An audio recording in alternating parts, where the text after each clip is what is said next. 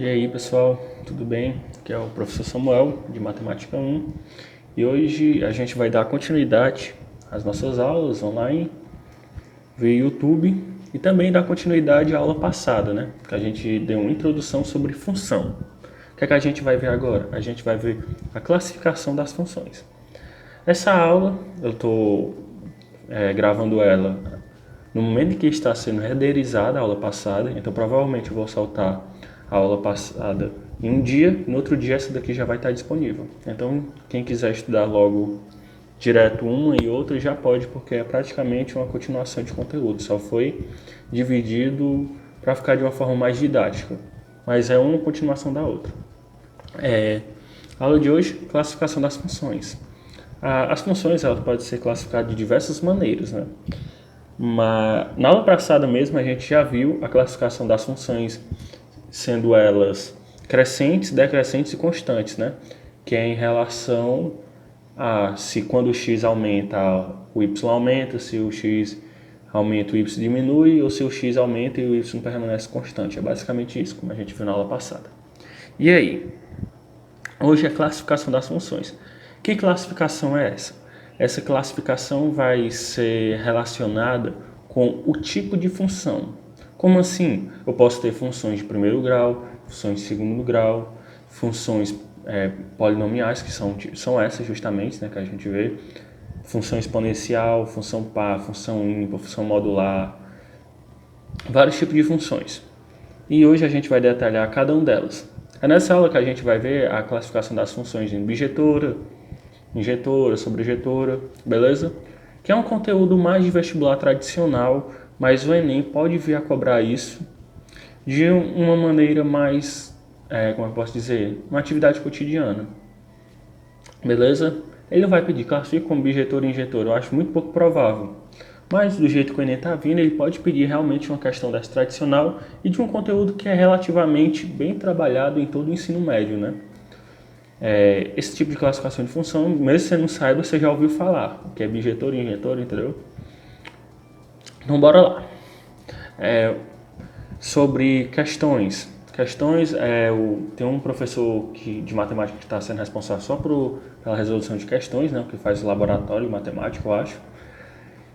Mas mesmo assim como prometido na aula passada, eu vou tentar disponibilizar aqui na descrição do vídeo um link com algumas questões de funções, relações binárias, ou seja, pegando a aula passada, e produto cartesiano, que possam vir a cair no Enem.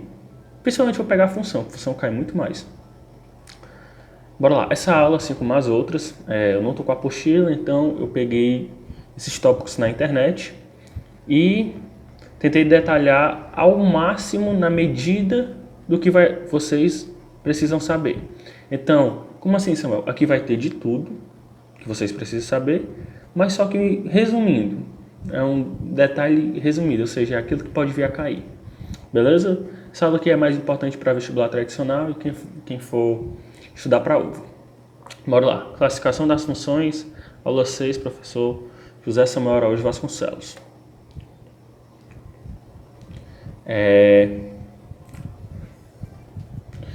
Classificação das funções. Podemos classificar as funções de acordo com algumas propriedades que elas têm, propriedades específicas, em que tais propriedades retratam um comportamento que elas terão em certas condições. Isso daqui é só uma classificação geral do que é classificação. Mas bora lá. Quais são os tipos de classificações que a gente vai trabalhar na aula de hoje? Vamos ter as funções injetora ou injetiva, sobrejetora ou sobrejetiva, bijetora objetiva, a função composta, a função inversa, a função modular, a função par, a função ímpar, a função afim, a função quadrática e a função exponencial. Basicamente eu fiz só uns tópicos aqui para ficar mais didático. E vamos seguir realmente essa sequência. A aula vai ser praticamente bem rápida, porque eu só vou conceituar e dar algumas propriedades características delas. Bora lá. Primeiro tipo de função, a função injetora ou injetiva. A função injetora ou injetiva é uma função de A para B, ou seja, parte de um conjunto para ir a outro. Que nem a gente viu na aula passada, o primeiro conjunto de partida, o segundo conjunto, o conjunto de chegada. que a função não é um tipo de relação binária, então toda função segue isso, vai de um conjunto para outro. O B geralmente é um conjunto universo, que vai estar, ou seja, o conjunto contra-domínio, onde vai estar os elementos do conjunto imagem. Relembrando um pouco da aula passada.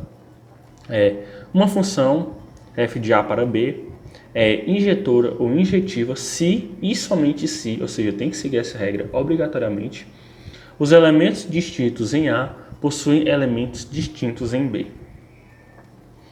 Não entendi. Bora lá. Como é que eu posso dizer?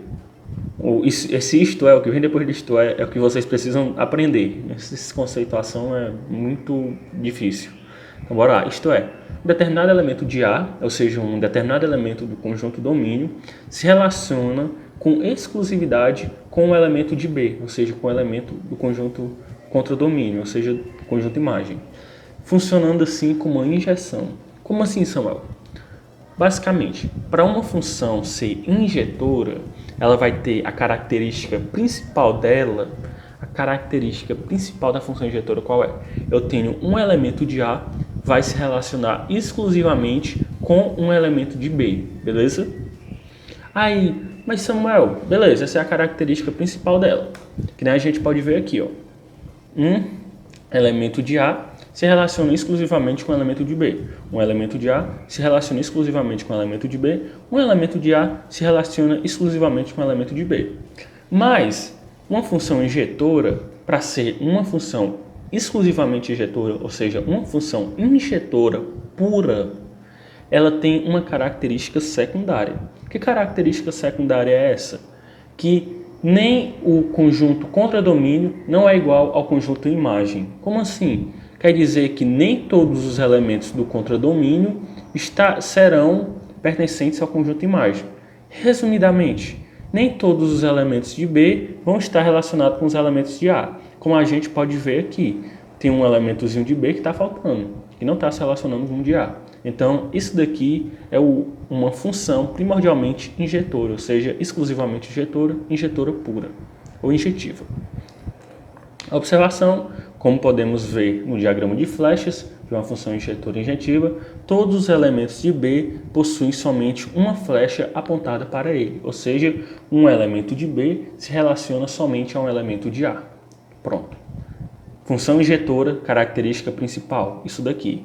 Um elemento de B se relaciona exclusivamente com um elemento de A. Característica secundária, se tivesse característica secundária, quer dizer que é uma injetora injetiva pura, o conjunto contra-domínio não é o igual à imagem, ou seja, vai ter elementos em B que não vão estar relacionados com A, beleza? Próxima, função sobrejetora ou sobrejetiva. Temos que f, A em B, ou seja, conjunto partida, conjunto chegada, é sobrejetora ou sobrejetiva se e somente se, ou seja, essa é a característica principal dela, todo elemento de B é imagem de pelo menos um elemento de A. Como assim, Samuel? Em outras palavras, todos os elementos de B devem estar ligados a, no mínimo, um elemento de A, exercendo assim uma sobrecarga. Como assim, Samuel? Uma sobrecarga? Se na função injetora eu tenho uma injeção, um para um ponto para um ponto, lembra da agulha? A agulha ela tem como é que eu posso dizer? Uma agulha. Ela tem uma agulha da injeção. Eu tenho uma agulha que vai perfurar um pontozinho na tua pele. Função injetora e injeção. Sobrejetora, sobrecarga. Como assim? Aqui é um exemplo de função sobrejetora. O que é que eu tenho na função sobrejetora? Todos os elementos de B, todos os elementos de B devem estar ligados a, no mínimo, um elemento de A. Esse elemento de B está ligado a 2 de A, esse elemento de B está ligado a 1 de A, 1 de A, 1 de A. Resumidamente, o conjunto contra-domínio tem que ser igual ao conjunto imagem. Ou seja, no conjunto B, no conjunto contra-domínio, todos os elementos têm que estar relacionados a pelo menos um elemento de A. Conjunto contra-domínio B está relacionado a pelo menos um de A? Tá, está relacionado com 2. Aqui está relacionado com 1, está relacionado com 1, está relacionado com 1. Beleza? Mas Samuel, tu tu falar alguma coisa parecida, se acontecesse isso, não era função. Não, pessoal, relembrando, para eu ter uma função, qual é a característica primordial da função? Todo elemento de A se ligar somente a um elemento de B. Como tu pode ver, todo elemento de A está ligado a somente um elemento de B. Ó. Esse de A está ligado a esse de B, esse de A está ligado a esse de B, esse de A está ligado a esse de B, esse de A está ligado a esse de B, e esse de A está ligado a esse de B. Ou seja, eu não tenho um A vindo para cá e também vindo para cá, entendeu? Eu não tenho o A saindo daqui, indo para cá e saindo daqui, indo para cá. Então isso daqui é uma função. Agora o contrário não se aplica. Se eu tiver um de B se relacionando com A ou com o elemento de A esse ou com esse elemento de A, ainda é uma função. Nesse caso, é uma função sobrejetora. Beleza? Característica da função sobrejetora. Todos os elementos de B, do conjunto contradomínio, têm que estar relacionados a pelo menos um elemento de A. Samuel, deixa eu te fazer uma pergunta. Isso é a característica principal da função sobrejetora? Não. Mas como assim tu está colocando aqui? Isso é uma característica secundária. Bora tentar entrar na cabeça de vocês. Esse negócio de característica primária e secundária, quem está inventando sou eu, não tem na matemática. É só um jeito de vocês fixarem para quando eu for falar da próxima tipo de função, que é a função bijetora. A característica principal da função sobrejetora é, na verdade, qual? É justamente isso. Todos os elementos de B estarem relacionados a pelo menos um elemento de A. Essa é a característica principal. Desculpa, me confundi. Agora, a secundária é justamente a sobrejeção, ou seja, a sobrecarga. Como assim a sobrecarga? Numa função sobrejetora, característica principal, tem que estar um elemento de B ligado a pelo menos um de A. Essa é a característica principal. Ou seja, todos os elementos de B têm que estar ligados. Bora recapitular. Característica principal da função sobrejetora. Tá vendo o conjunto contradomínio? Tem que ser igual à imagem. Ou seja, todos os elementos têm que estar ligados. Essa é a característica principal. Característica secundária da função sobrejetora, da função sobrejetora sobrejetiva, que quando ela tem essa característica secundária, ela é uma função sobrejetora ou sobrejetiva pura. É o que? Um elemento de B está ligado a mais de um elemento de A. Ou seja, fazendo a sobrecarga. Beleza? Repetindo. Principal, todos os elementos de B têm que estar ligados, ou seja, o conjunto contradomínio tem que ser igual à imagem. Secundária é o que? É a sobrecarga. Um elemento de B está ligado a mais de um de A. Por exemplo, esse daqui está ligado a 1, 2. Beleza? Vamos bora lá para terceiro tipo de função. Terminar. Observação, nesse caso, é uma função sobrejetora sobrejetiva. Todos os elementos de B são atingidos por pelo menos uma flecha oriunda de A. É aquilo que eu já falei. Função bijetora objetiva. Por que eu falei de característica principal e característica secundária? Porque se eu pegar a característica principal da função injetora com a característica principal da função sobrejetora, injetora com sobrejetora, eu vou formar a função bijetora, ou seja, é a junção das duas. Recapitulando, eu vou ficar repetindo isso, que a aula é basicamente isso. O principal da aula é isso. Característica principal da função injetora é um elemento de A está relacionado a um elemento de B. Beleza? Característica secundária da função injetora, que quando tem a principal e a secundária é caracterizado como uma função injetora pura. É o que? O conjunto contradomínio não ser igual à imagem, ou seja, ter pelo menos um elemento de B que não se relaciona com A. Beleza? Agora para a função sobrejetora, a da sobrecarga. A característica principal dela é o conjunto contradomínio ser igual ao conjunto imagem, isto é, todos os elementos de B estarem relacionados com o elemento de A.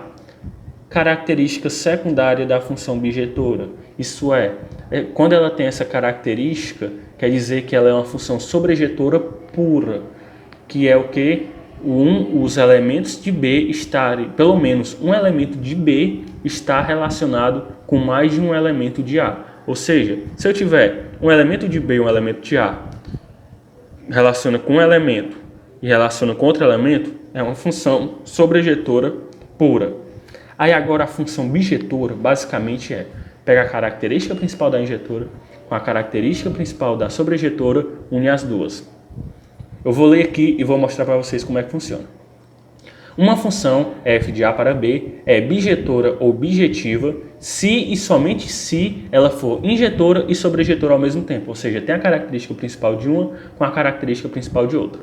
Ou melhor, todos os elementos de B são imagem de apenas um elemento de A. Bora ver? O gráficozinho é esse. Qual é a característica principal da função injetora?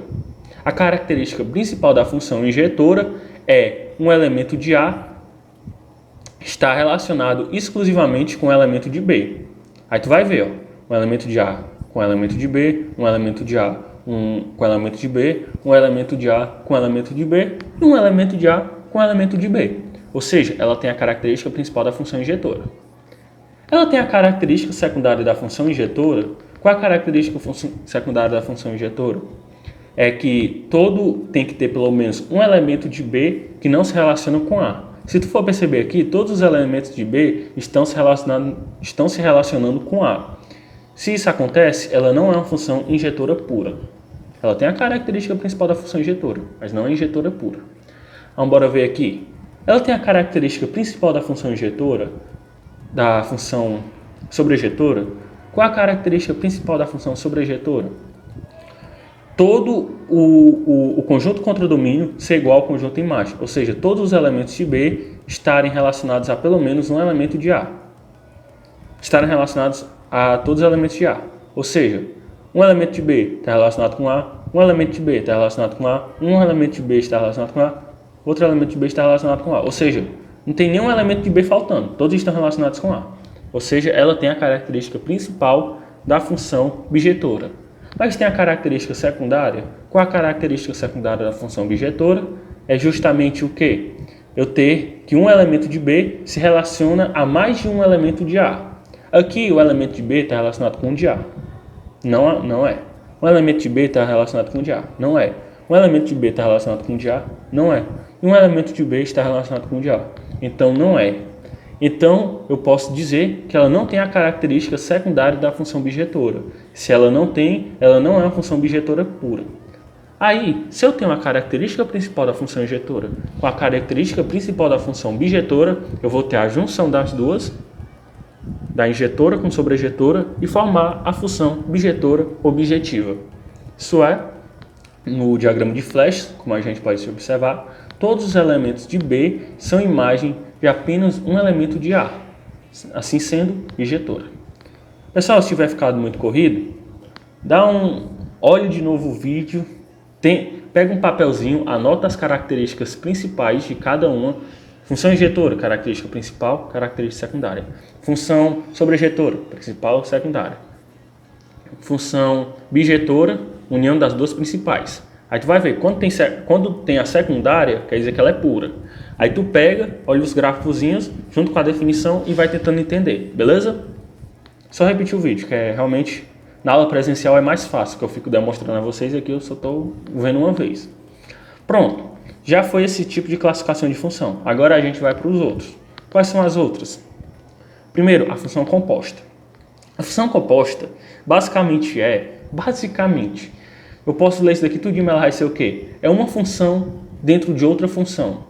Uma função não é composta, como a gente viu na aula passada, por uma variável dependente, que é o y, e y é igual a f de x, ou seja, o y depende do x, sendo o x a variável independente, ou seja, o valor de y que eu tenho vai depender do x que eu quiser usar, beleza? Aí eu tenho o quê? A função composta é basicamente eu pegar a variável x e colocar outra função dentro. Bora ver aqui. Vou ensinar aqui para vocês. Composta. A função composta é denominada de golf ou fog. Tanto faz. Fg é de função. Em que pode ser, nesse caso aqui, eu estou colocando como golf. G de f de x, G O f x. Isso daqui é só para representar isso. Esse Ozinho é só para representar que o f de x está sendo a variável da função g. Repetindo. Eu tenho aqui uma função g, beleza? Essa função g tem como variável aqui a função, né, g de x, f de x. Eu tenho aqui essa função g, aí bem aqui seria o x, ó. Bem aqui seria o x. Mas só que essa função, ela está tendo como variável outra função. Então, se eu tenho uma função que a variável é outra de função, eu tenho duas funções juntas, ou seja, uma função composta. Aí, isso daqui que eu fiz é a mesma coisa que isso. Esse golf, esse O, representa parênteses, que nem aqui, beleza? Então, bora lá. Sejam os conjuntos A, B e C e duas funções f de A para B e g de B para C, chamamos de função composta, isso daí, quando derivamos ela para formar, no caso, uma função A para C. Ou seja, uma função é classificada dessa maneira quando ela tem como variável outra função. Isso daí eu já falei como ela tem variável outra função. Agora eu vou explicar esse de A para B e de B para C. Supondo que eu tenha o quê? Eu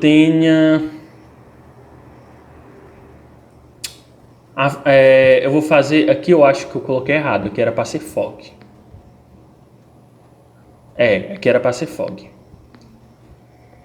Supondo aqui é o golf, beleza. Vou explicar com base nisso daqui o que é esse A para B e B para C. Eu tenho uma função f de x. A função f de x, ela transforma o conjunto A em um conjunto B. Vocês se lembram no conceito de função? Que é aquele negócio que eu falei de escutar, processar e falar? Que eu tenho um número, aí vai passar pela função e vai se transformar em outro número? É aqui. É isso daqui que está demonstrando. Eu tenho o quê? Eu tenho que a função f de x, ela vai ser responsável por transformar o conjunto A em conjunto B, beleza? Agora, se eu pegar a função g de x, ela vai ser responsável de transformar os elementos do conjunto B em elementos do conjunto C, beleza? Aí agora, Samuel, se eu pegar a função golf de x, ou seja, g de f de x, ou seja, se eu juntar essas funções, se eu fizer o golf delas, eu vou pegar de A e jogar diretamente para C. Não estou entendendo. Samuel, A para B, quem converte é f de x. B para C, quem converte é g de x. Se eu pegar a g de x e colocar dentro a f de x, eu vou ter uma conversão direta de A para C. Entendeu? Imagina que eu tenha... Como é que eu posso dizer para vocês? Ver se eu represento aqui...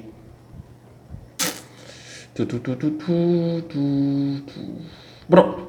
Eu vou pintar um carro. Beleza? Supondo que eu tenha... Na pintura do carro, eu tenha 3 processos. Primeiro é lixar o carro, que é para deixar uma superfície boa para pintar. E o segundo processo é já pintar o carro.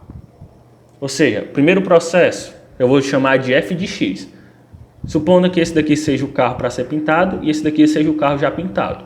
Ou seja, o A é o carro que eu vou entregar para pintar e o C é o carro que já está pintado. Beleza? Aí eu tenho que o F é a lixadeira. É a lixadeira que eu vou usar para lixar o carro para tirar a pintura. Então, se o F é a lixadeira, então o B vai ser o conjunto. Então o B vai ser o conjunto do carro lixado, ou seja, o carro sem cor. O A é o carro com a cor antiga, aí o F a lixadeira, o B é o carro sem cor, o G vai ser o negocinho de spray, que eu vou passar a tinta. Então o G vai pintar o carro. Vai pintar o carro para conjunto C ser a nova cor. Beleza? Agora, para um processo de pintar o carro, eu saio do uma cor, lixo ele, fica sem cor, pinto ele, fica com a cor nova. Esse F de X é a lixadeira para lixar o carro, o G de X é o spray que vai pintar o carro. Agora imagina se eu tivesse uma ferramenta que funcionasse como lixadeira e spray ao mesmo tempo. Se eu já passasse, aí fosse lixando o carro e pintando ao mesmo tempo. Ou seja, eu ia ter uma junção de F de X com G de X. Ou seja, eu ia ter um Golf de X. Então, eu não precisaria passar pelo carro sem pintura. Eu iria direto do carro da pintura antiga para o carro da pintura nova. Entenderam? Então, é basicamente o Golf é a junção da função G de X com F de X, não precisando passar pelo B. Então, em síntese, supondo que o F converte de A para B, ou seja, do carro com a cor antiga para o carro sem cor, e o G do carro sem cor para o carro da cor nova, e o F é a lixadeira e o G é o spray, se eu tiver um Golf, ou seja, uma lixadeira com spray, eu já vou sair do carro da pintura antiga, carro com a pintura antiga, para o carro com a pintura nova. Entenderam? Eu vou pegar um conjunto e vou pular o intermediário, já que eu estou unindo as duas funções. Beleza? Espero que você tenha entendido com essa analogia. Aí aqui eu tenho um exemplo.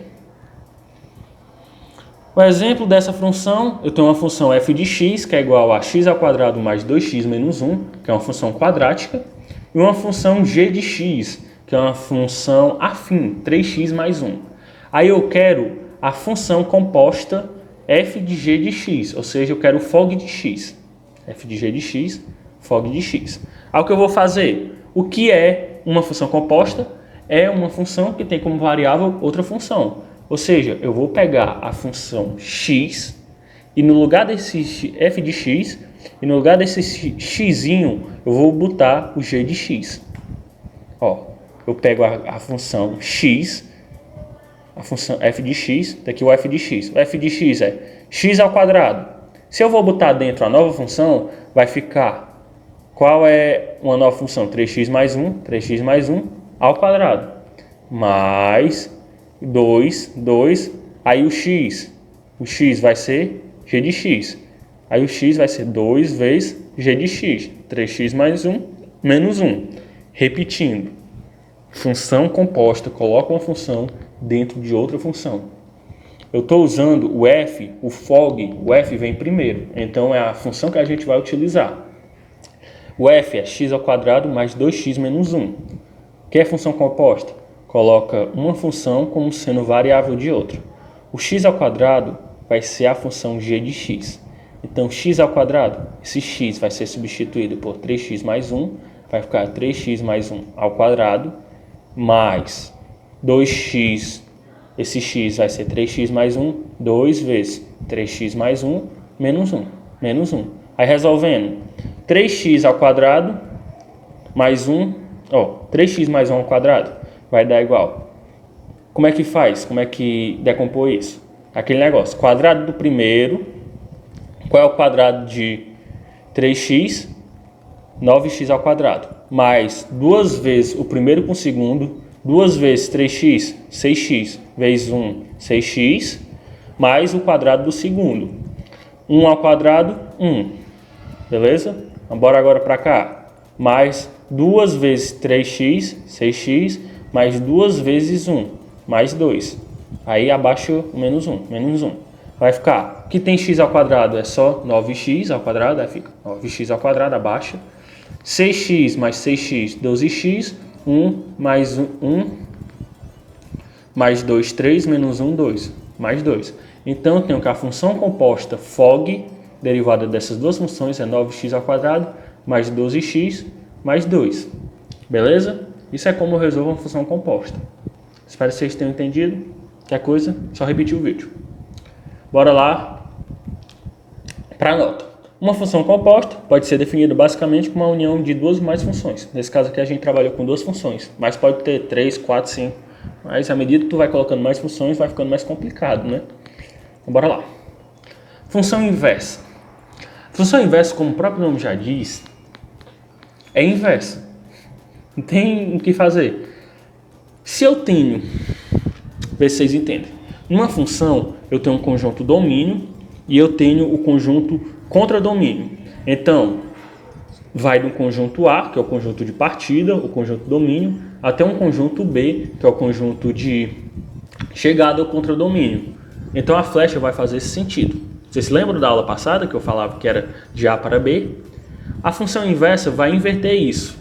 Vai transformar o conjunto contradomínio em domínio e o conjunto domínio em contradomínio. Basicamente, no lugar de sair de A para B, vai sair de B para A. Então, se vai sair de B para A, o que era X se torna Y e o que era Y se torna X. Bora ver aqui, vou explicar no exemplo. Função inversa é representada por f elevado a menos 1, ou seja, função inversa. Menos 1 sempre é o inverso de alguma coisa. Seja f de A para B, definimos a inversa de f por f menos 1 de B para A. Ou seja, se f vai do conjunto A para o B, a inversa dela vai de B para A. Sendo assim, é a função que leva os elementos da imagem de f aos elementos do domínio de f. Ou seja, os elementos x do conjunto domínio se tornam elementos y do conjunto imagem e vice-versa. Ou seja, eu tenho aqui o conjunto domínio, conjunto contradomínio. Se eu pegar e transformar o contradomínio em domínio e o domínio em contradomínio, é a função inversa. Aí agora, Samuel, por que tu coloca como ali como conjunto imagem e não como conjunto contradomínio? Porque para uma função, ela tem uma inversa, entenda, eu posso escrever uma função, por exemplo, f de x é igual a x mais 2. Aí eu vou tirar a inversa dela. Para eu tirar a inversa, eu tenho que necessariamente essa função ser bijetora. Por que bijetora? Porque ela sendo bijetora é a única que satisfaz essa condição de inversa. Eu vou explicar aqui quando der o exemplo, beleza? Vou pegar aqui esse exemplozinho. Eu tenho um conjunto A, que é igual a 1, 2, 3, tem os elementos 1, 2 e 3, e a função f de x, que é igual a x mais 2. Então, tem um conjunto A, 1, 2, 3, e o conjunto B, que vai ser derivado de A, sendo x mais 2. Então, para A sendo 1, 1 mais 2, 3, 2 mais 2, 4, 3 mais 2, 5. Ou seja, o conjunto A tem um x, tá aqui o x, e o conjunto B tem um y, que vai ser derivado dessa formulazinha. Repetindo, conjunto A tem um x, conjunto domínio. Conjunto B tem um y, conjunto contradomínio, que nesse caso tem que ser igual à imagem, ou seja, tem que ser bijetora. Bora lá. 1 mais 2, 3. 2, 2. 2 mais 2, 4. 3, 3 mais 3, 5. Então, conjunto A e B. Conjunto A e B. Conjunto A, 1, 2, 3. Conjunto B, 3, 4, 5. Beleza? Aí, a função normal é de A para B. De A para B. A função inversa de B para A. Ou seja, os elementos y vão se tornar x e os elementos x vão se tornar y. Aí como é que eu faço para calcular a função inversa? Se eu tenho essa função aqui, quero descobrir a inversa dela, o que é que eu faço? Y, nesse caso é x mais 2. Então y vai ser x. Então eu vou colocar y sendo igual a x. E x vai ser igual a y, que nesse caso vai ser a função inversa. f de menos 1. Função inversa, mais 2. Repetindo, o que é y se torna x e o que é x se torna y. Bora começar por essa parte aqui, que nem eu fiz. O x vai se tornar y. Y é a mesma coisa de função. Então, eu vou colocar esse x como sendo a função inversa. Função inversa mais 2 é igual a o que é y se torna x. Então, basicamente, eu peguei essa função e troquei o x pelo y. Aqui, o x se torna y. A mesma coisa, essa função inversa é a mesma coisa se fosse y. Mais 2 é igual a que é y se torna x. Aí eu passo 2 para cá e descubro que a fórmula da função inversa é x menos 2. Fórmula da função normal, x mais 2. Função inversa, x menos 2. Troco o x pelo y e o y pelo x. Bora ver se dá certo. A fórmula da função normal a gente já fez, que é adicionar 2. 1 mais 2, 3. 2 mais 2, 4. 3 mais 2, 5. O contrário é tirar 2, x menos 2. 3 menos 2, 1. 4 menos 2, 2. 5 menos 2, 3. Então a fórmula da função inversa que a gente descobriu está certa. Bora fazer outro exemplo. Exemplo 2. f de x é igual a 2x mais 1. 2x mais 1. Aí como é que a gente vai fazer? O que é x se torna y, o que é y se torna x. Então, no lugar de f de x, eu vou botar, o f de x é y, né? Eu vou botar x vai ser igual a 2y mais 1. X vai ser igual a 2y mais 1. Aí nesse caso, o y eu estou colocando com o y da função inversa, que é f de x da função inversa. Pessoal, se você estiver se confundindo, é só lembrar que y é igual a f de x. Vocês se lembram quando eu conceituei a função? Aí nesse caso, esse y vai ser y da função inversa. Ou seja, y vai ser f de x da função inversa. Beleza? Aí eu tenho que 1 vai passar para cá diminuindo. Aí 2 vezes y da função inversa ou f de x da função inversa é igual a x menos 1. Aí eu vou passar o 2 para cá dividindo. X menos 1 dividido por 2. Então, a fórmula da função inversa que vem daqui é 2x menos 1 sobre 2. Beleza? Aí o que é que eu tinha que falar para vocês? Por que eu chamo isso daqui de conjunto imagem? Porque necessariamente, quero que vocês prestem atenção, porque necessariamente para eu ter uma função inversa, o contradomínio da função original tem que ser igual à imagem. Imagine que tipo de função segue esse padrão? É a função sobrejetora, mas na função sobrejetora vocês vão perceber uma coisa. Na função sobrejetora, vocês vão perceber que um elemento de B está relacionado a mais com mais de um elemento de A. Aí vocês têm que entender uma coisa. Bora botar por que a função inversa não dá nem para injetora pura e nem para sobrejetora pura, e sim só para bijetora. Na função injetora pura, eu teria que ter um elemento aqui que não se relaciona com A. Então, por exemplo, suponha que essa setinha de 3 para os... Suponha que eu tenho um elemento 6 aqui. Pronto, bem aqui onde está o mouse é o elemento 6.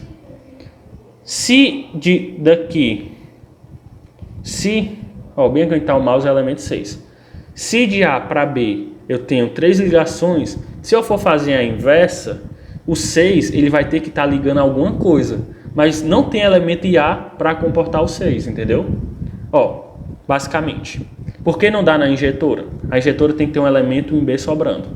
Aqui eu tenho uma função, o conjunto A com 3 elementos, e aqui eu tenho um conjunto B com 4 elementos. Na função injetora vai estar conectado esses 3. Na função inversa, eu tenho que, no lugar de vir daqui para cá, tenho que fazer assim. Função normal, conecta os 3. Função inversa, vai conectar com os 3, mas vai ficar sobrando 1. Então não dá para fazer a função inversa de uma função injetora pura. Função sobrejetora pura, eu tenho os 3 e os 3 elementos, beleza? Mas só que 2 elementos, Vou fazer assim, eu tenho 4... Eita, meu dedo agora não trouxe tudinho. Eu tenho 4 elementos. Pá, pá, pá. Esses dois de cima estão se relacionando com esse. Eu tenho o quê? Na função normal vai fazer isso, e na função inversa vai fazer isso. Mas só que esse elemento não pode... Qual é a característica básica da função? Um elemento do conjunto domínio não pode se relacionar a mais de um elemento do conjunto contra-domínio. Se a função normal é assim, ó, conjunto domínio, conjunto contra-domínio, conjunto domínio, A para B, beleza, daqui é a sobrejetora pura. Aí vai trocar, agora esse daqui vai ser o domínio e esse daqui vai ser contra-domínio. Função inversa, conecta. Aí tu vai perceber o quê? Que o conjunto domínio da função inversa vai ter dois elementos se conectando a um elemento, que é esse daqui de cima, do conjunto contra-domínio. E isso vai contra o princípio de função. Ou seja, um elemento do domínio tem que se conectar somente a um do contra-domínio. Então, na função inversa de uma função sobrejetora pura, eu vou ter dois elementos do domínio se conectando a um do contra-domínio. E isso caracteriza uma não função. Ou seja, basicamente, para eu ter uma função inversa, essa função tem que ser obrigatoriamente bijetora. A bijetora é como está representada aqui. A característica principal da injetora com a característica principal da sobrejetora. Que é justamente isso. Para dar certo. Ir e voltar. Beleza? Então, nota. Para que uma função f de A para B seja invertível, ou seja, possa ter uma inversa, ela tem que ser necessariamente bijetora. Professor, eu não entendi a explicação. Vê de novo, vê os conceitos de que é injetora e que é bijetora, bota no papel uma função injetora, uma função sobrejetora, uma função bijetora e tenta retornar setas. Tu vai ver que não vai dar, de acordo com o que eu falei aqui no exemplo. Beleza? Função modular. Função modular é a função módulo. Basicamente, é uma função f de R para R, ou seja, vai de um número real para outro número real. A função modular, nesse caso a gente está trabalhando com dois conjuntos de números reais, que apresenta sempre números positivos, ou seja, o valor positivo, o valor absoluto desse número, no qual o módulo é representado por duas barras verticais. Função modular. F de x, representa qualquer função, é igual a módulo de x. O que é esse módulo? O módulo está afirmando que esse x tem que ser necessariamente positivo. Ele vai sair do módulo como positivo.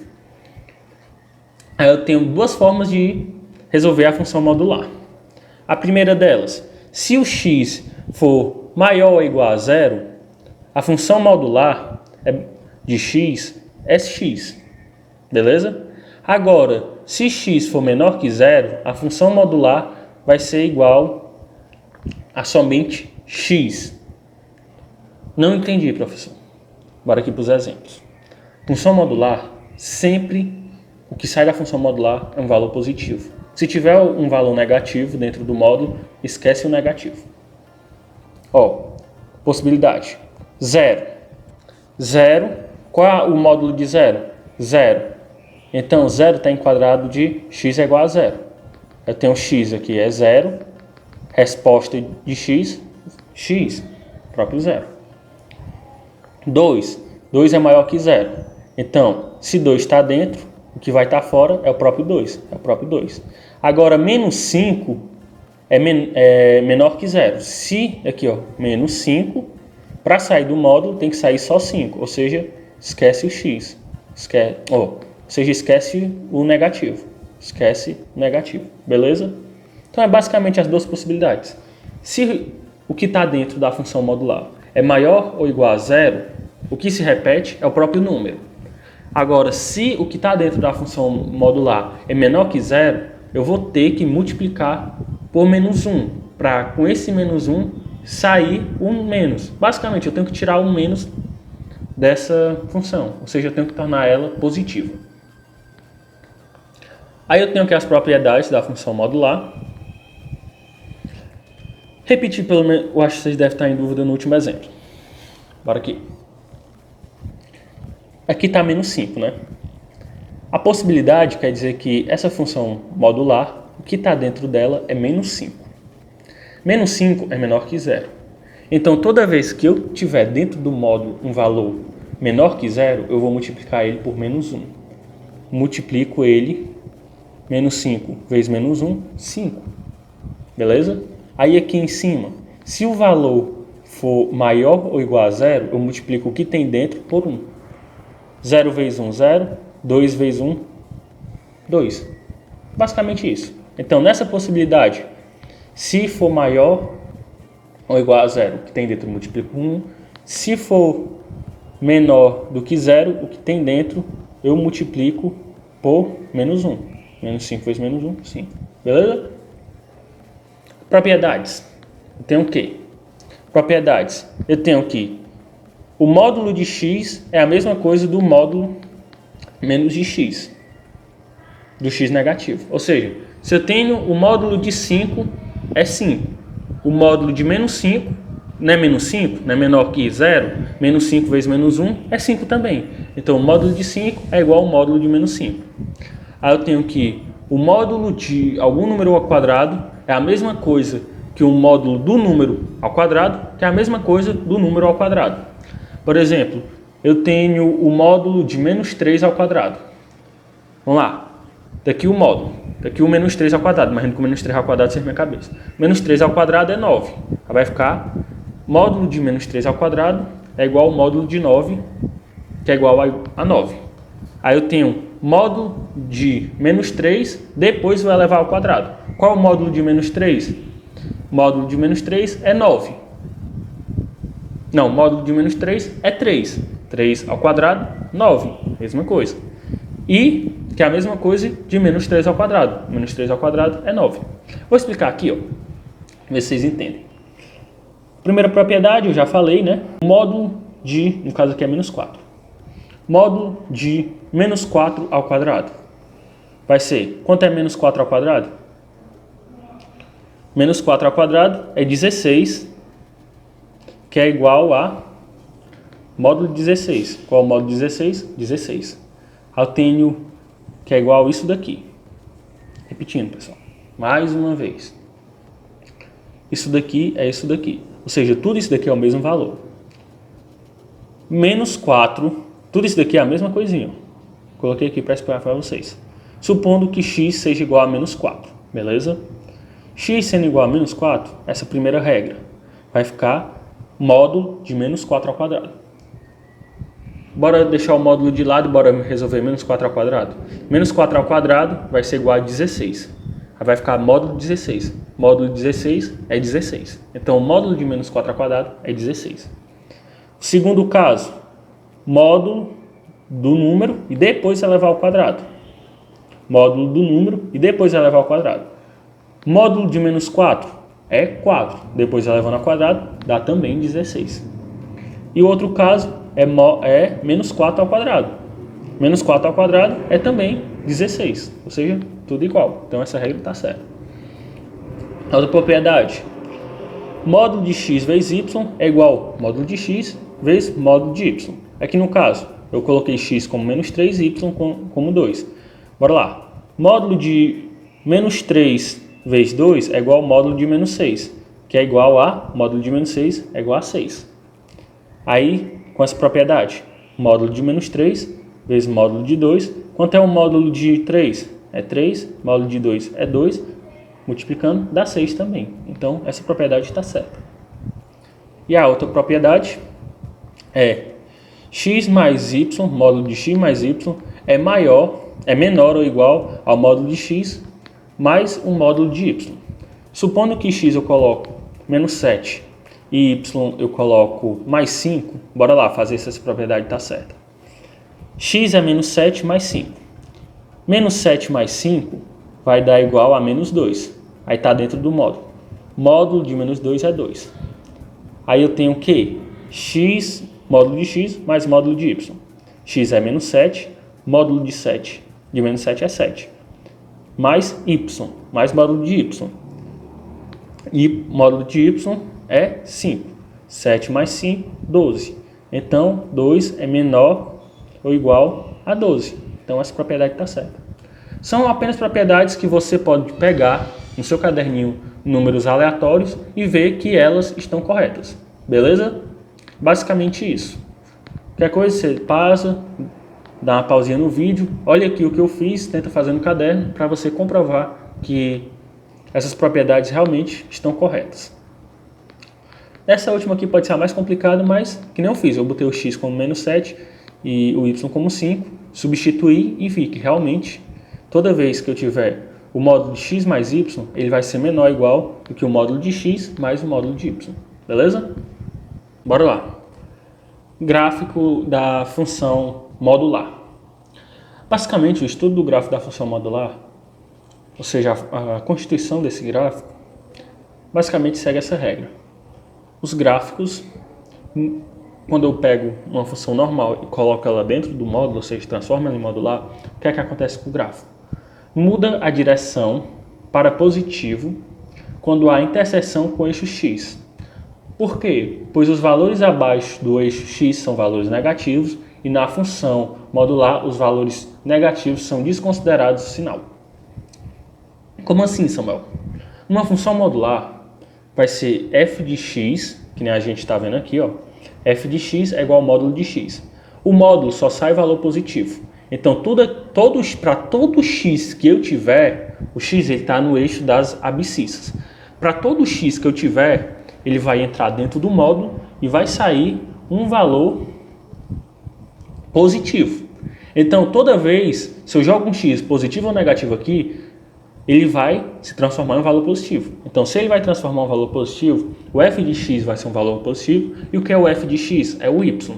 Então, numa função modular, todo y é positivo. Aí, como é que eu tenho? Suponha que eu tenho uma função assim, uma função de segundo grau. Se eu tenho uma função assim, e bem aqui é o eixo das abscissas, o que está acima do eixo das abscissas, o y é positivo, o que está abaixo, o y é negativo.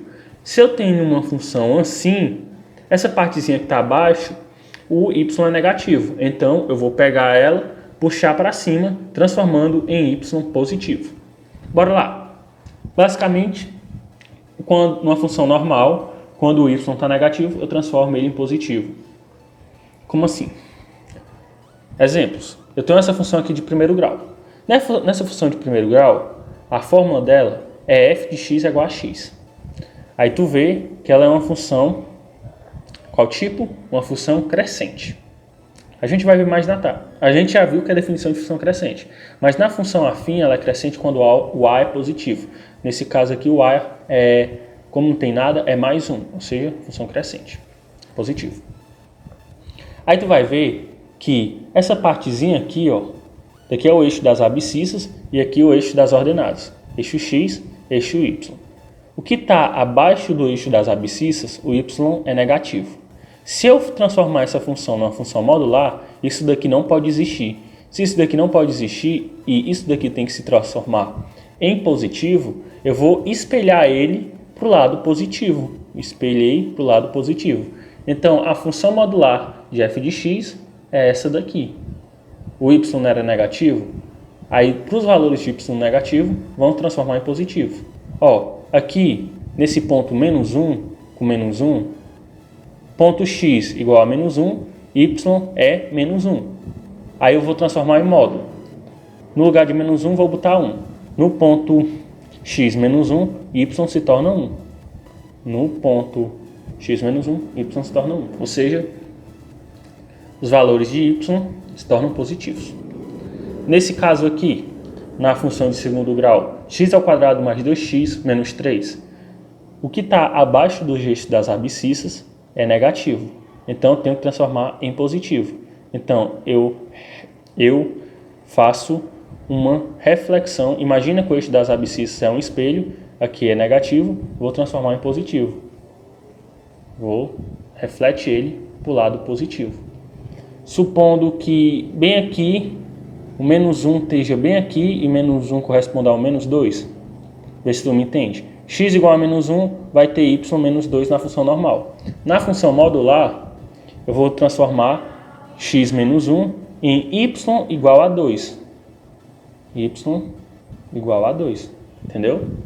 Então, Basicamente, no gráfico da função modular, quando o y assume valor negativo, ele vai ser transformado em positivo, porque na função modular só aceita y positivo. Então, se eu transformo, eu vou refletir o que está abaixo do eixo das abscissas, ou seja, negativo, para cima, transformando em positivo. Aí eu tenho mais dois tipos de funções, que é a função par e a função ímpar. Eu vou ler aqui e eu quero que vocês entendam. Uma função é chamada par quando f de x é igual a f de menos x. Isso é a base de uma função par. Sendo assim, os elementos opostos do domínio têm imagem iguais. Entendi nada, Samuel. Por aqui, para a definição de função par, vocês entendem. Todo esse negócio de isto é eu que coloco, esse negocinho tracejado. Toda essa definição eu pego na internet. Aí isto é a minha definição, que é muito mais fácil de entender. Uma função par ela ocorre quando determinados elementos de x, de mesmo módulo, positivo ou negativo, possuem o mesmo y. Como assim, Samuel? Basicamente, se eu tenho um elemento x, por exemplo, se eu pego um elemento x igual a 5, quais são o 5 é módulo de quê? De menos 5 e 5. Então, menos 5 em 5, numa função par, vai ter o mesmo y. Como assim? Determinados elementos de x de mesmo módulo, supondo que o módulo seja 5. Quais são os elementos de x que dão módulo 5? É 5 e menos 5. Vão ter o mesmo y. Então, numa função par, toda vez que eu tiver o x positivo e negativo, ele vai ter o mesmo y. É basicamente o que ele diz. O x positivo com o x negativo vão ter o mesmo y. Vê se vocês entendem. F de x positivo, que é o y. Eu vou ler assim. O y de x positivo é igual ao y do x negativo. Isso é uma função par. Ou seja, quando eu tenho um x positivo e um x negativo, que tem o mesmo módulo, x positivo e x negativo, vão ter o mesmo y. Então, os exemplos aqui que eu tenho. O f de x vai ser x ao quadrado. É uma função par, essa função aqui. F de x é igual a x ao quadrado. Não sei, bora fazer o f de menos x. F de menos x vai ser... Eu vou trocar o x por menos x. Então, no lugar de ser x ao quadrado, vai ser igual a menos x ao quadrado. Menos x ao quadrado, todo elemento elevado ao quadrado vai ser positivo. Vai ser igual a x ao quadrado. Aí tu vai perceber, f de menos x é igual a x ao quadrado. E f de x é igual a x ao quadrado. Então, f de x é igual a f de menos x. Ou seja, o y de x positivo é igual ao y de x negativo. Y de x positivo igual ao y de x negativo. Ou seja, esse daqui é uma função par. F y de 2 é igual a y de menos 2. Então aqui é uma função par. O gráfico dela é isso daqui. Por que esse meu gráfico dela é esse? Supondo que eu pegue o x2, vai ter um y4. Pego o x menos 2, vai ter o mesmo y4. Então, é uma função par. 2 menos 2 tem o mesmo módulo, 2, e o mesmo y. Então, função par. Função ímpar. A função ímpar vai ser basicamente o quê? Eu vou ter o y de x vai ser igual ao menos o y de menos x. Uma função é chamada de ímpar quando f de x é igual a menos f de menos x. Na função par, f de x é igual a f de menos x. Na função ímpar é igual a menos f de menos x. Sendo assim, os elementos opostos do domínio têm imagens opostas. Em outras palavras, determinados elementos x de mesmo módulo, ou seja, se eu tenho x de mesmo módulo, 5 menos 5, possuem valores opostos de y. Supondo, na função par, eu tenho 5, o x igual a 5 e menos 5. tem o mesmo módulo, 5. Eles vão ter o mesmo y. Na função ímpar, o 5 vai ter, por exemplo, como y menos 3 e, repetindo, o menos 5 vai ter como y menos 3 e o 5 vai ter como y 3, entendeu? Menos 5 com 5, mesmo módulo, vai ter y menos 3 e y 3, opostos, entendeu? Repetindo, para ficar mais fácil, bora ver aqui no exemplo. O exemplo, eu tenho f de x ao cubo. Bora ver se ela é ímpar ou par. Bora transformar esse f de x de f de menos x. Eu vou transformar, f de menos x. Eu vou botar, no caso eu vou botar menos f de menos x. Eu vou pegar essa fórmulazinha aqui. Aí eu tenho menos f de menos x. F de menos x, eu vou trocar o x por menos x. Então, no lugar de x ao cubo, vai ficar menos x ao cubo. Aí eu tenho que toda vez que eu tiver menos x ao cubo, como é o cubo, ele preserva o sinal negativo. Aí vai ficar menos x ao cubo. Aí esse menos x ao cubo com esse menos vai dar mais x ao cubo. Aí eu tenho que x ao cubo é igual a x ao cubo. Então, f de x é igual a menos f de menos x. Então, isso é uma função ímpar. Aí aqui o exemplo, f de 1 é igual a menos f de menos 1. Ou seja, segue a função. Samuel, eu ainda não entendi o que é uma função ímpar. Eu vou mostrar aqui no gráfico e depois vou sintetizar de novo. Uma função ímpar. Na função ímpar eu tenho x1. X, eu vou considerar o x1. Beleza, está aqui o x1. O que tem o mesmo módulo de 1 é menos 1. É menos 1. Aí no caso, o y de 1 vai ser 1 e o y de menos 1 vai ser menos 1. O oposto dele. Então, isso daqui é uma função ímpar. Uma função que tem um y oposto. Bora sintetizar para ver se fica mais fácil de vocês entenderem. Vou fazer um paralelo de função par, função ímpar. Função par. Função par, ela segue o quê? Eu vou ter dois elementos que eu vou escolher. No caso da função par, aqui eu tenho 2. Eu tenho 2 e tem um elemento que eu vou escolher que tem o mesmo módulo. Tem um 2. Qual o elemento que tem o mesmo módulo de 2? Menos 2. Então, 2 e menos 2 tem o mesmo módulo. No caso da função par, o y de 2 e menos 2 vai ser o mesmo. No caso aqui, o y de 2 e menos 2 vai ser o mesmo, ou seja, 4. Beleza?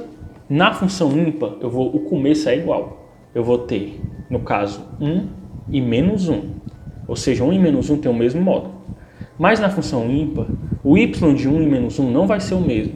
O y de 1 e menos 1 vai ser oposto. Por exemplo, o y de 1 vai ser 1 e o y de menos 1 vai ser menos 1. Ou seja, o y delas não vai ser iguais. Vão ter sinais diferentes. Então, o y de 1 é 1, o y de menos 1 é menos 1. Ou seja, tem sinais diferentes, assim como o x. Beleza? Resumindo a função ímpar, os valores de x mais positivo e negativo vão ter como valores de y positivo e negativo também, entendeu? Beleza? Mas resumindo ainda a função ímpar, se eu tiver um x, aí eu tenho um x positivo e negativo, ou seja, ele tem sinais opostos, os y dele também vão ter sinais opostos. Beleza? Basicamente isso, função ímpar. Do mesmo jeito, eu fico meio assim porque eu não sei se vocês estão entendendo, não tem um retorno do aluno, entendeu? Aí, mas qualquer coisa, se o professor não entendeu o que é função par, ímpar, não entendi o que é bijetora, sobrejetora, manda mensagem para mim que eu pego um caderninho, boto uns exemplos e envio um vídeo para vocês via WhatsApp, para ficar mais fácil de entender. Na aula presencial, vocês, eu não entendi, eu mostro com outro exemplo, beleza? Mas espero que vocês tenham entendido aqui.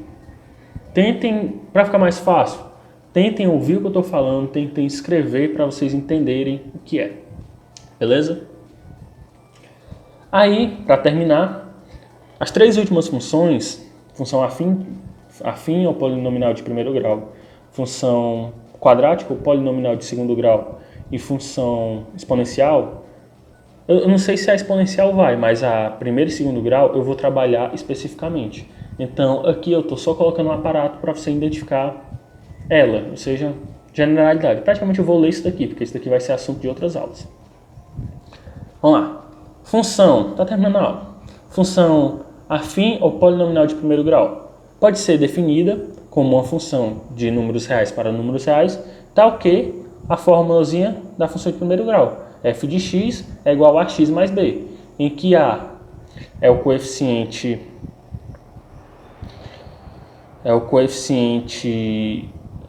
angular e b é o coeficiente linear. Beleza? Isso aqui não vamos ver na aula de função afim.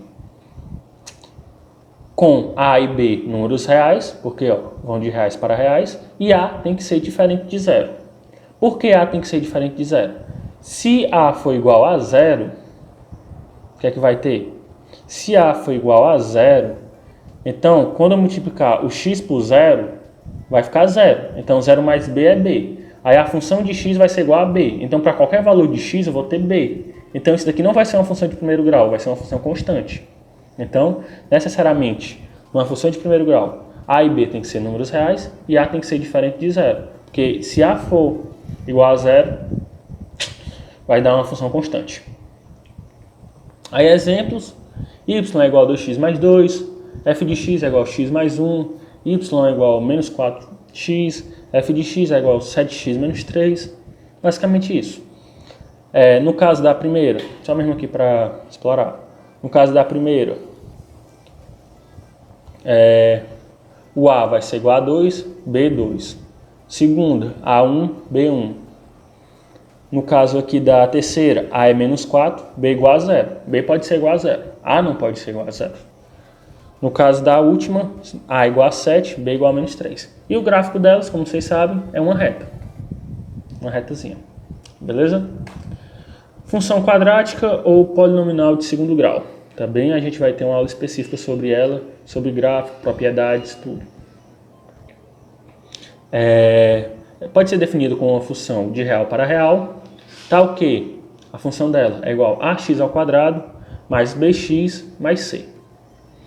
Tal que a pertence aos números reais, b pertence aos números reais e c pertence aos números reais. Ou seja, todos os elementos das funções polinomiais, a, b, c, d, e, independente de qual grau ela seja, tem que pertencer aos números reais. Em que a tem que ser necessariamente diferente de zero. Por que a tem que ser necessariamente diferente de zero? Supondo que a seja igual a zero. A igual a zero. Aí 0 vezes x ao quadrado é zero. Aí vai sobrar só bx mais c. Se eu tenho bx mais c, isso daqui não é uma função de segundo grau, é uma função de primeiro grau. No caso, bx mais c é a mesma coisa de ax mais b. Entendeu? Então, o a tem que ser necessariamente diferente de zero, porque senão se torna uma função de primeiro grau. Aí exemplos. No primeiro exemplo, o a é 2, o b é 2 e o c é 1.